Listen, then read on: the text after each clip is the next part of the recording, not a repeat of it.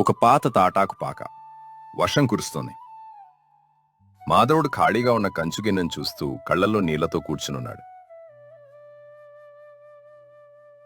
సుమతి, ఇక నా వల్ల కాదు. ఈ హోటల్ అని మనం పిలుచుకుంటున్న ఈ పాకను మూసేద్దాం. ఈరోజు ఒక్కరు కూడా రాలేదు. ఉన్న కాస్త పిండి కూడా అయిపోయింది. రేపు పొద్దున మన పిల్లలకి ఏం తినిపించాలి? అప్పుడే ధైర్యం కోల్పోతే ఎలాగండి? వర్షం పడుతోంది అంటే ఆకాశం మనల్ని ఆశీర్వదిస్తోంది అని అర్థం. ఆశీర్వాదమా? దారి పక్కనున్న ఈ గుడిసెలోకి బురద నీళ్ళొస్తున్నాయి. బయట పెద్ద పెద్ద హోటళ్లున్నాయి. అక్కడ వెండి పళ్ళేల్లో భోజనాలు పెడుతున్నారు. మన దగ్గర చిరిగిన విస్తరాకులు కూడా లేవు. ఎందుకొస్తారు జనం మన దగ్గరికి? వాళ్ళొచ్చేది వెండి పళ్ళేళ్ల కోసం కాదు, ఆకలి తీర్చుకోవడానికి. భైరవుడి హోటల్లో అన్నం దొరుకుతుంది కానీ ఆత్మీయత దొరకదు. మన దగ్గరున్న ఆఖరి పిడికెడు బియ్యం పిండిని తీయండి. అందులో కొంచెం వాము, మరికొన్ని అడవి మూలికలు కలపండి. ఉన్న కొద్దిపాటి పిండితో ఏం చేస్తాను సుమతి? అది ఒక్కరికి కూడా సరిపోదు. అది ఒక్కరికి సరిపోతే చాలు. ఆ ఒక్కరు 10 మందికి చెప్పేలా మనం వండాలి. ఆ పొయ్యి వెలిగించండి. ఆ వాసన ఈ వర్షంలో కూడా ఊరంతా వ్యాపించాలి. ఆకలితో ఉన్నవాడు ఆ వాసనను వెతుక్కుంటూ మన గుడారానికి రావాలి. సరే, నీ మాటే వింటాను. కానీ ఇదే ఆఖరి ప్రయత్నం. ఇందులో కూడా మనం ఓడిపోతే నేను ఈ ఊరు విడిచి వెళ్ళిపోతాను. సుమతి చెప్పినట్టుగా మాధవుడు వంట మొదలు పెడతాడు. పొయ్యిలో కట్టెలు కాలుతుంటే ఒక అద్భుతమైన సువాసన చుట్టుపక్కల వ్యాపిస్తుంది. అప్పుడే ఆ దారిలో ఒక అధికారి తన బండిలో వెళ్తూ ఆగిపోతాడు. ఏంటి ఈ వాసన? ఎక్కడిది? నేను నగరంలో పెద్ద పెద్ద హోటళ్లలో తిన్నాను కానీ ఇలాంటి సువాసన ఎప్పుడూ అనుభవించలేదు. ఏముంది ఇక్కడ? రండి అయ్యా, ఇది పేదవాడి పాక. ఇక్కడ వజ్రాలు లేవు కానీ వనమూలికలతో వండిన ఆరోగ్యకరమైన బిర్యానీ ఉంది. నాకు ఆకలిగా ఉంది. ఏదైనా ఉంటే పెట్టండి, ఎంతైనా ఇస్తాను. అది అది అయ్యా, మా దగ్గరున్నది చాలా తక్కువ. మీకు సరిపోతుందో లేదో? కడుపు నిండా తినడం వేరు, మనసు నిండా తినడం వేరు. ఇది తీసుకోండయ్యా. ఇది మీ శరీరానికి బలంతో పాటు మనసుకి ప్రశాంతతను ఇస్తుంది. అని అధికారి తిని ముఖంలో ఆశ్చర్యాన్ని చూపిస్తాడు. అద్భుతం! ఈ రుచి వెనక ఏదో రహస్యం ఉంది. మాధవ, నువ్విక్కడ ఉండాల్సిన వాడివి కాదు. రేపు నా కార్యాలయం నుండి మనుషులను పంపిస్తాను. అందరికీ ఇదే భోజనం కావాలి. ఇదిగో ఈ 5,000 రూపాయలు ముందుగా ఉంచుకో అని అంటాడు. భైరవుడు తన పెద్ద హోటల్ ముందు నిలబడి ఉంటాడు. మాధవుడి పాక దగ్గర జనం పెరగడం చూసి వాడు రగిలిపోతాడు. నేరుగా మాధవుడి దగ్గరకు వస్తాడు. ఏయ్ మాధవ, నీకెంత ధైర్యం? నా హోటల్కి రావాల్సిన అధికారులను నీ పాకలోకి పిలుస్తావా? నీకిక్కడ వ్యాపారం చేసే హక్కు ఎవరిచ్చారు? భైరవుడు గారు, నేనెవరినీ పిలవలేదు. వాళ్లే ఆ వాసన చూసి వస్తున్నారు. నేను చేసేది చిన్న పని. నీతో నాకేం పోటీ? పోటీ కాదురా, ఇది నా ఊరు. ఇక్కడ నేనే రాజుని. రేపటిలోగా ఈ పాకను తీసేయాలి. లేదంటే నా మనుషులు వచ్చి దీన్ని తగులబెడతారు. ఈ మురికి గుడిసెలో వండే వంట తింటే రోగాలు వస్తాయని నేను ఊరంతా ప్రచారం చేస్తాను. భైరవుడు గారు, రోగాలు వచ్చేదే మా వంట వల్ల కాదు, మీ అసూయ వల్ల. మీరు భోజనాన్ని అమ్ముతున్నారు, మేము భోజనాన్ని వడ్డిస్తున్నాం. మీకంత నమ్మకం ఉంటే మన ఇద్దరిలో ఎవరి వంట బాగుందో ఊరి జనాన్ని అడగండి. బెదిరింపులెందుకు? నా వంటతో నీకు పోటీయా? సరే, రేపు పంచాయతీ ముందు పోటీ పెడదాం. ఊరి జనం ఎవరి వంట బాగుందని చెప్తారో చూద్దాం. ఓడిపోయిన వాళ్ళు ఈ ఊరి నుండి వెళ్ళిపోవాలి. సిద్ధమా? రాత్రివేళ మాధవుడు చాలా భయపడిపోతూ అటు ఇటు తిరుగుతుంటాడు. భయం వదలండి. వాడు వాడేవన్నీ డబ్బుతో కొన్నవి, మనం వాడేవి ప్రకృతి ఇచ్చినవి. వాడు చేసే భోజనం తింటే నిద్ర వస్తుంది, మనం చేసే భోజనం తింటే శక్తి వస్తుంది. కానీ పోటీలో జనం మెరుపు చూస్తారు కానీ ఆరోగ్యం చూడరు కదా. అందుకే మనం ఒక చిన్న ఎత్తుగడ వేయాలి. రేపు మీరు బిర్యానీ చేసేటప్పుడు నేనొక పొడి ఇస్తాను. అది బిర్యానీలో కలిపితే ఆ రుచి ఎవ్వరూ మర్చిపోలేరు. ఏంటా పొడి? అది మంత్రమా? అది మంత్రం కాదు. అది మన పొలంలో పండే ఎండుమిర్చి, ధనియాలు మరియు కొన్ని రహస్య మూలికల మిశ్రమం. ఆ వాసనే మనల్ని గెలిపిస్తుంది. మీరు కేవలం మీ మనసు పెట్టి వండండి, మిగతాది నేను చూసుకుంటాను. అని అంటుంది. అలా రోజులు గడుస్తున్నాయి. అది పోటీకి ముందు రోజు రాత్రి భైరవుడు తన మనుషులతో మాధవుడు పాకలోకి రహస్యంగా మనిషిని పంపిస్తాడు ఎవరో అక్కడ దొంగలా ఎందుకొచ్చారు? అని అంటుంది. ఆ మాటలకి ఆ మనిషి భయంతో నీటి కుండను పగలగొట్టి పారిపోతాడు. చూసావా సుమతి, వాడు నీటిని కూడా వదలడం లేదు. ఇప్పుడు మన దగ్గర మంచి నీళ్లు కూడా లేవు. పోటీ ఎలా మొదలు పెడతాం? ఆ కుండ పగిలితే పోనీయండి.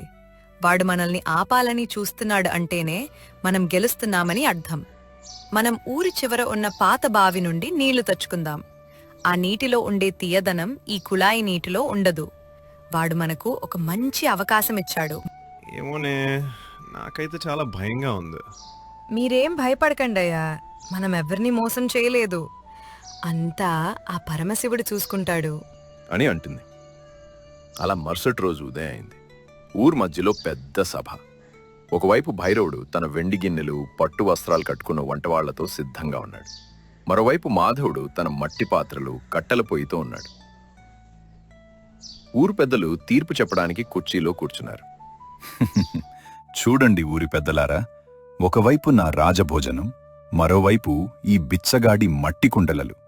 అసలు వీడు నా పక్కన నిలబడ్డమే నాకు అవమానం. వీడు వండే ఆ గడ్డిగాదం తింటే ఈ ఊరి జనం హాస్పిటల్ పాలవ్వడం ఖాయం. అయ్యా, ఇది రాజభవనం కాదు, ఆకలి తీర్చే చోటు. ఇక్కడ పాత్రల మెరుపు కంటే అన్నం పెట్టే మనసు ముఖ్యం. ప్రకృతి ఇచ్చే రుచిని మీరు డబ్బుతో కొనలేరు. పెద్దలారా, వంట అయ్యాక ఎవరు గెలిచారో మీరే చెప్పండి. కానీ ఒక షరతు, వంట పూర్తయ్యే వరకు ఎవరు వంటశాల లోపలికి రాకూడదు. ఎవరి శక్తి ఏంటో వారి వంటకాలే చెబుతాయి. సరే, నా వంట గాలిలో మజాయిస్తుంటే నీ వంట పొగతో నిండిపోతుంది. మొదలు పెట్టండి. నా దగ్గర ఉన్న నెయ్యి వాసనకే ఈ ఊరు దాసోహం కావాలి. వంట మొదలైంది. భైరవుడు తన మనుషులతో రకరకాల కృత్రిమ రంగులు, మసాలాలు వాడుతున్నాడు. మాధవుడు మాత్రం సుమతి తెచ్చిన బావి నీటితో మట్టి పాత్రలో బిర్యానీ వండుతున్నాడు. సుమతి, వాడు చేసే వంట వాసన ఇక్కడి దాకా వస్తోంది. వాడు రకరకాల నూనెలు వాడుతున్నాడు. మన అన్నం అంత వాసన రావటం లేదు. నాకేమో చాలా భయంగా ఉంది. కంగారు పడకండి, వాడేవి కృత్రిమమైన సువాసనలు. అవి కంటికి కనిపిస్తాయి కానీ కడుపుకు మేలు చేయవు. మనం వండేది ఆరోగ్యం. ఈ మట్టి పాత్రలో వండి దానంతటా అదే ఒక గొప్ప రుచిని సంతరించుకుంటుంది. ఇప్పుడు ఈ పొడిని అందులో కలపండి. ఇది రుచిని మాత్రమే కాదు, తిన్నవారికి అమితమైన బలాన్ని ఇస్తుంది. నీవు చెప్పినట్టే చేస్తున్నాను సుమతి. కానీ ఆ భైరవుడు ఏదో మాయాజాలం చేస్తున్నట్టున్నాడు. జనమందరూ వాడి వైపు చూస్తున్నారు. జనం ఎప్పుడు పైమెరుపులు చూస్తారు, కానీ నాలుక నిజమైన రుచిని గుర్తిస్తుంది. ఆకలితో ఉన్నవాడికి తృప్తి ముఖ్యం. అది మనమిస్తున్నాం. మీరు నిలకడగా ఉండండి అని అంటుంది. అలా కొద్దిసేపటికి వంటలు పూర్తయ్యాయి. ఊరి పెద్దల ముందు 2 రకాల బిర్యానీలు ఉంచారు. భైరవుడి బిర్యానీ రంగురంగులుగా ఆకర్షణీయంగా ఉంది. మాధవుడి బిర్యానీ చాలా సాదాసీదాగా ఉంది. చూడండి, నా భోజనం చూస్తుంటేనే నోరూరుతోంది. ఇది తింటే మళ్ళీ మళ్ళీ కావాలంటారు. ఇందులో వాడిన నెయ్యి కాశ్మీర్ నుండి తెప్పించాను. పెద్దలు ముందుగా భైరవుడి బిర్యానీ తింటారు. తిన్న వెంటనే ఒక పెద్దాయన గొంతు పట్టుకుని నీళ్లడుగుతాడు. ఏంటి భైరవా ఇది?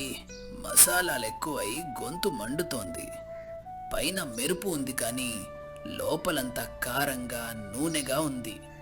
ఇది తింటే కడుపులో మంట రావడం ఖాయం. నాకేమో వికారం పుడుతోంది. అది రుచి కోసం అలా చేశానయ్యా. కొంచెం నీళ్లు తాగితే తగ్గిపోతుంది. ఇప్పుడు పెద్దలు మాధవుడి బిర్యానీ తింటారు. తిన్న తర్వాత అందరి ముఖాల్లో ఒక తెలియని ఆనందం కనిపిస్తుంది. ఆహా, ఇది కదా బిర్యానీ అంటే. అమ్మ చేతి వంటలా ఉంది. తింటుంటే ప్రాణం లేచి వస్తుంది. ఒంటికి హాయిగా ఉంది. మాధవ, ఈ వంటలో ఏముందిరా ఇంత రుచి? తిన్న కొద్దీ ఇంకా తినాలనిపిస్తోంది. ఇందులో మంత్రాలు లేవయ్యా. నా భార్య ఇచ్చిన ధైర్యం, మా పొలంలో పండిన చిరుధాన్యాలు, ఆ బావి నీటిలోని స్వచ్ఛత ఉన్నాయి అని అంటాడు. పెద్దల మాటలు విన్న భైరవుడు ఓటమిని తట్టుకోలేకపోతాడు. అందరి ముందు మాధవుడిని అవమానించడానికి ప్రయత్నిస్తాడు. తన మనుషులతో రగడ చేయిస్తాడు. ఇది కుట్ర. వీడేదో మందు కలిపాడు. అందుకే మీకది రుచిగా ఉంది. నేను ఇది ఒప్పుకోను. నా హోటల్ ఈ ఊర్లోనే నెంబర్ 1. ఈ బిచ్చగాడు నన్ను గెలవటమేంటి? భైరవుడు గారు, మీరు గెలవటానికి మా నీటి కుండలను పగలగొట్టారు, కానీ మేము ఆ బావి నీటితోనే బిర్యానీ చేశాం. మీరు కృత్రిమ రంగులు వాడారు, మేము ప్రకృతి రంగులు వాడాము. మీ అహంకారం మీ వంటలో కనిపించింది, మా ప్రేమ మా వంటలో కనిపించింది.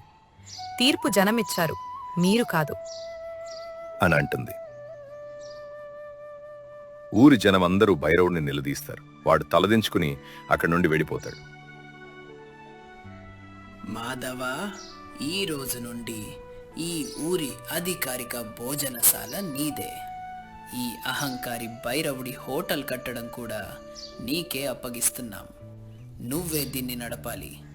ఈ ఊరి గౌరవం నీ చేతుల్లో ఉంది. లేదయ్యా, నాకు ఆ పెద్ద భవనాలు వద్దు. నా పాత పాకే చాలు. అక్కడ వందే వంటలోనే అసలైన రుచి ఉంటుంది. కాకపోతే ఆకలితో ఉన్న పేదవాళ్ళందరికీ ప్రతిరోజు ఒక పూట ఉచితంగా అన్నం పెడతాను. ఆ భవనాన్ని ఈ ఊరి ధర్మశాలగా మారుద్దాం అని అంటాడు. ఆ మాటలకి ఊరి ప్రజలు సంతోషించి మాధవుడిని మెచ్చుకుంటారు. కొన్ని నెలల తర్వాత మాధవుడు పాతపాక ఇప్పుడు ఒక అందమైన స్వచ్ఛమైన బిర్యానీశాలగా మారింది. ఊరంతా అక్కడే తింటున్నారు. మాధవుడు వడ్డిస్తుంటే సుమతి వంటగదిలో అందరికీ దిశానిర్దేశం చేస్తూ ఉంటుంది. భైరవుడు కూడా ఒక మూల సాధారణ మనిషిలా కూర్చుని తింటుంటాడు. సుమతి, ఆనాడు ఆ ఆఖరి పిడికెడు బియ్యం పిండిని వండమన్న నీ మాట ఈరోజు 100 మంది ఆకలి తీరుస్తోంది. నీ తెలివితేటలు లేకపోతే మన ఈ పాటికి ఊరు విడిచి వెళ్ళిపోయేవాళ్ళం. నేను కేవలం దారి చూపించానయ్యా. కష్టపడింది వండింది మీరు. మనిషి దగ్గర డబ్బు లేకపోయినా పర్వాలేదు, కానీ చేసే పని మీద గౌరవం, తోటి మనిషి మీద ప్రేమ ఉంటే ఆ మట్టి పాత్రలో వండిన గంజి కూడా అమృతంలా మారుతుంది. అవును సుమతి, పేదరికం అనేది మన బతుకులో ఉండొచ్చు, కానీ మన ఆలోచనలో ఉండకూడదు. ఈరోజు మనం ధనవంతులం కాదు, అందరి ఆకలి తీర్చిన అదృష్టవంతులం అని అంటాడు. అలా మాధవుడు సుమతి ఒకరినొకరు చూసుకుంటూ నవ్వుకుంటారు. హోటల్ బోర్డు మీద అన్నపూర్ణ బిర్యానీ సెంటర్, ఇక్కడ ఆరోగ్యం మరియు తృప్తిగా వడ్డించబడును అని రాసి ఉంటుంది. పచ్చని పొలాలు, కోడి కూతలు, దూరంగా వినిపించే గుడి గంటలు. సూర్యం నడుపుతున్న అన్నపూర్ణ హోటల్ ఒక పాత పెంకుటిల్లు. బయట వేప చెట్టు కింద బల్లలు వేసున్నాయి. పొగలు కక్కే సాంబారు వాసన ఊరంతా వ్యాపిస్తోంది. సూర్యం తెల్లటి బట్టలు కట్టుకుని నుదుట విభూతి రేఖలతో చాలా ప్రశాంతంగా కనిపిస్తున్నాడు. మల్లయ్య గరిటెలు తిప్పుతూ హడావిడి చేస్తున్నాడు. మల్లయ్య, ఆ చట్నీలో కాస్త తిరగమోతవేయి, వాసన అదిరిపోవాలి. ఈరోజు మన ఊరి జనం కడుపు నిండా తృప్తిగా తినాలి. అన్నయ్య, నువ్వు ఉండగా తృప్తికి తక్కువ ఏముంటుంది? కానీ చూడు, అప్పుడే ఆ శనిభూపతి వస్తున్నాడు చూడు. ఈసారి మళ్ళీ ఏం బెదిరించిపోతాడేమో. ప్రతిసారి రావడం, బెదిరించిపోవడం. అసలు వీడు అప్పు తీరిస్తే ఇంకా నాకెలాంటి బాధలుండవు. ఆ దేవుడు కరుణించి ఆ భూపతి అప్పు తీర్చేలా చేయాలి. అప్పుడే దూరం నుండి భూపతి తన బంటు రంగడితో కలిసి గర్వంగా నడుచుకుంటూ వస్తాడు. భూపతి చేతిలో ఒక బంగారు రంగు కర్ర ఉంది. ఏరా సూర్యం, లోపలేవో గరిటెలు తెగ తిప్పుకొడుతున్నావు. అప్పులవాడికి నిద్ర ఉండదు అంటారు, కాని నువ్వు మాత్రం హాయిగా నెయ్యి వాసనలు వదులుతున్నావు. మంచిగా తిని పండుకుంటున్నావు. అన్నిటికీ మించి నాకివ్వాల్సిన బాకీ గురించి మర్చిపోయావు. దానికి బదులుగా సూర్యం నవ్వుతూ, నమస్కారం భూపతి గారు, మీ అప్పు తీర్చడమే నా మొదటి లక్ష్యం. అందుకే కదా ఇంతలా కష్టపడుతున్నాను. భూపతి గారు, మీరిలా కూర్చోండి, వేడి వేడి నెయ్యి అట్లు వేయిస్తాను. ఆపు సూర్యం, నీ అట్లు నా ఆకలి తీర్చవు. నీ హోటల్ ఉన్న ఈ స్థలం నా కంటికి నచ్చింది కాబట్టి వచ్చే అమావాస్య నాటికి నువ్వు నా 10 లక్షలు వడ్డీతో సహా చెల్లించకపోతే అప్పుడు ఈ గరిటెలు పట్టుకుని వీధిలో నిలబడాలి. జాగ్రత్త. ముందే చెప్తున్నా, నీకు ఎక్కువ సమయం కూడా లేదు. అంతలోనే అతనితో పాటుగా వచ్చిన రంగడు ముందుకొచ్చి, అవును సూర్యం, దొరగారు చెబితే శాసనమే. అప్పటికి నీ దగ్గర డబ్బు ఉండదని మాకు తెలుసు. కాలం సమాధానం చెప్తుంది భూపతి గారు. నా నిజాయితీ మీద నాకు నమ్మకం ఉంది. మీరెన్ని కుతంత్రాలు చేసినా ధర్మమే గెలుస్తుంది. ధర్మమా? ఈ ఊర్లో నా మాటే ధర్మం. చూద్దాంని హోటల్ ఎంతకాలం వెలుగుతుందో అని అక్కడి నుండి వెళ్ళిపోతాడు. భూపతి పెద్ద మేడ మీద చీకటి రాత్రి గుడ్లగూగల అరుపులు. భూపతి రంగడు వరండాలో రహస్యంగా మాట్లాడుకుంటున్నారు. రంగడు, ఆ సూర్యంగడు బాకీ కట్టేలా ఉన్నాడు. వాడు బాకీ కడితే ఆ భూమి నా చేతికి రాదు. ఆ హోటల్ తీసేసి అక్కడ నేను సినిమా హాలు కట్టాలి. ఎలాగైనా ఆ హోటల్ను జనం అసహించుకునేలా చేయాలి. ఏం చేద్దాం దొరా? వాడు కల్తీ చేయడు, తక్కువ వెలకే ఇస్తాడు. జనం వాడిని దేవుడిలా చూస్తున్నారు. అందుకే వాడికి తెలియకుండానే వాడి పేరు పాడు చేయాలి. వాడు ప్రతిరోజు అర్ధరాత్రి 1 గంటకు హోటల్కి వెళ్ళి పిండి రుపుతాడు, వంటలు సిద్ధం చేస్తాడు కదా. నువ్వు ఈ అర్ధరాత్రి నెమ్మదిగా వెళ్ళి వాడు సిద్ధం చేసుకున్న పిండిలో ఈ విరోచనాల మందు కలిపి. విరోచనాల మందా? అంటే రేపు పొద్దున్న అది తిన్న వాళ్ళందరికీ? అవును, ఊరంతా గిలగిలలాడాలి. సూర్యం హోటల్లో తింటే రోగాలు వస్తాయని జనం వాడిని తరిమి కొట్టాలి. అప్పుడు వాడు ఆ కాగితాల మీద సంతకం పెట్టక ఏం చేస్తాటాడు? హోటల్ లోపల చిమ్నీ దీపం వెలుగుతుంది. సూర్యం పిండి రుబ్బుతున్నాడు. కిటికీ బయట రంగడు నక్కి నక్కి చూస్తున్నాడు. సూర్యం పనిలో నిమగ్నమై ఉన్నట్లు నటిస్తున్నాడు, కానీ అతనికి రంగడు వచ్చినట్లు తెలుసు. సూర్యం నీళ్ల కోసం బయటికి వెళ్ళినట్లు నటించి పక్క గదిలోకి వెళ్తాడు. సూర్యంగాడు వెళ్ళాడు. ఇదే సమయం. ఈ మందు కలిపేస్తే రేపు పొద్దున్న ధర్మవరం అంతా చెరువు గట్టు దగ్గరే కనిపిస్తుంది అని రంగడు పిండి డబ్బాలో మందు కలిపి కిటికీ గుండా పారిపోతాడు. సూర్యం నెమ్మదిగా బయటకొచ్చి డబ్బాను చూస్తాడు. భూపతి, నీ బుద్ధి మారదు అని నాకు తెలుసు. ఒకరికి అన్నం పెట్టే చోట విషం కలుపుతారా? ఈ పాపానికి నువ్వు అనుభవించక తప్పదు. మళ్ళీ త్వరగా రా. ఏంటన్నయ్య, ఈ అర్ధరాత్రి ఏం పిండి కలిపావు? పిండి కాదురా, భూపతి పతనానికి పునాది పడింది. ఆ రంగడిందులో మందు కలిపాడు. ఇప్పుడు మనం ఒక నాటకం ఆడాలి అని ఏదో చెప్తాడు. అలా తెల్లవారుజామున 3 గంటలైంది. మల్లయ్య ఊరంతా తిరుగుతూ గట్టిగా అరుస్తున్నాడు. హో ఊరి జనులారా, వినండి వినండి! మన సూర్యం హోటల్లో ఈరోజు అర్ధరాత్రి అద్భుతం జరిగింది. సూర్యం మంట చేస్తుండగా ఆకాశం నుండి వెలుగు వచ్చిందట.